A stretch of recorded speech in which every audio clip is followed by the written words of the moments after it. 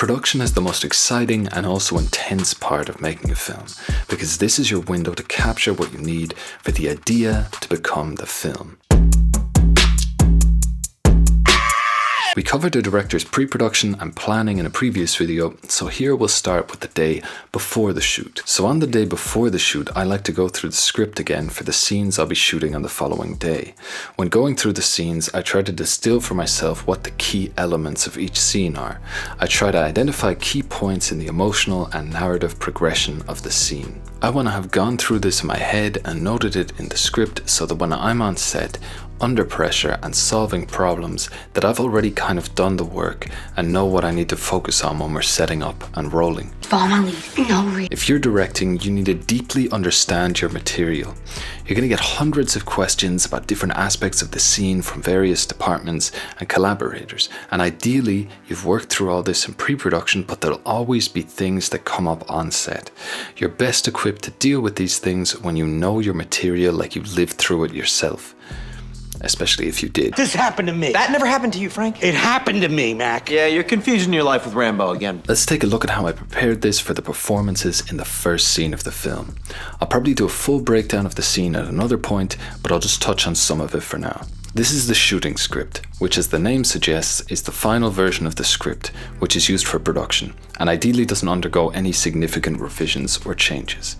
And don't pull a Kubrick on it, making script changes on the shoot day isn't genius, you're just shafting your team. In bird culture, this is considered a dick move. You can see from the markings in the margins of the pages that I'm trying to identify key turning points in the scene that mark significant shifts in the atmosphere and mood of the scene. This of course needs to be reflected in the performances. This means that once we start recording takes of the scene, I know what I need to focus on. I'm paying close attention to whether I feel this shift in energy during the performance. It's like a narrative checklist for me.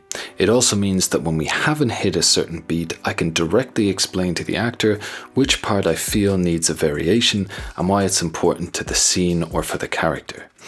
Even if you know what you want, you need to be able to articulate it in a way that your collaborators can understand it in order to reach that place. This one is really like, you just don't give a shit. Yeah. And it's just kind of like dismissive or kind of throwing it away, which I think is also really interesting. Yeah. So for example, during the shoot, for this section on the first page, the performances in the first takes we shot felt like there was already a lot of tension between the characters right from the start. But it's important that the reaction from the boyfriend on the next page shifts the mood of the scene. If we already start with tension, we don't feel that shift as clearly, or maybe you assume this is the nature of their relationship and they're always that tense. You need to feel this shift to realize there's a problem here and for you to emotionally lock into the shift in tension in the situation. So as you can see, I'm trying to identify significant moments and aspects that protect the narrative integrity of the scene. That's not to say that my position's final.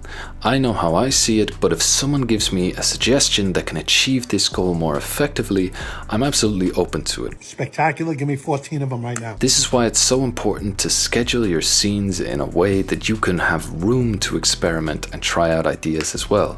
Your shooting window is very limited and very valuable. You don't want to miss out on an opportunity to try something that could make your scene more effective. Get what you need on set, because there's some things that you can't fix in post. Do it live! I'll write it and we'll do it live! Okay, let's address your day-to-day when you're on set. Like I said, I like to keep the story and the scenes at the forefront of my focus. The priority is to work with your team to create the version of the scene that most effectively captures the vision of the project. In order for that to be possible, you need to know the narrative and emotional core of the scene you're shooting. What purpose does it serve in the story? What are the essential elements that make the scene work? Is it about character development and subtle performances? Is it about capturing a key moment of action as clearly as possible? If you can narrow this down and communicate this, then you'll be a lot closer to getting everyone on your team on the same page, and you'll get much closer to telling the story in the most effective way possible. Because most of the conversations you're going to have will be about choices regarding the scene. So you might be asked, what do you think about this camera angle? Or where should we position the table that the characters are sitting at? If you and your collaborators both know what's important in the scene, these questions will be increasingly easier to answer, and your collaborator can offer you relevant suggestions because they understand what you're going for. Clear, concise communication is your most valuable tool and your greatest time saver on set. Try to put yourself in the shoes of your collaborators. Think about what information they need in order to understand and execute the vision you have in your head. Even with issues that don't regard the narrative and the scene, try to give people exactly the information they need in the clearest way possible. I was very confused by the whole thing, if I'm being honest. I mean, that's just a great life skill in general, actually. But when you're on set, think of it this way. Instead of saying something like, make it darker, or going into some irrelevant explanation of how you came up with the idea for the scene, you could say, this scene is addressing grief that these characters are experiencing, and the environment they're in should reflect the mental state they're in. It should feel somber and funeral-like. This is just an example off the top of my head and maybe not the best, but you can see how this is more actionable than the other two options. With that information, you could start making choices for different aspects of the scene. So like I also said, you're going to be presented with a lot of questions and challenges. You need to try and keep a level head at all times. I'm calm! One of the key ways of achieving this is by being able to prioritize and appropriately allocate your attention. You're going to have to task switch a lot and jump between completely different lines of thought and communication. That's the nature of the role.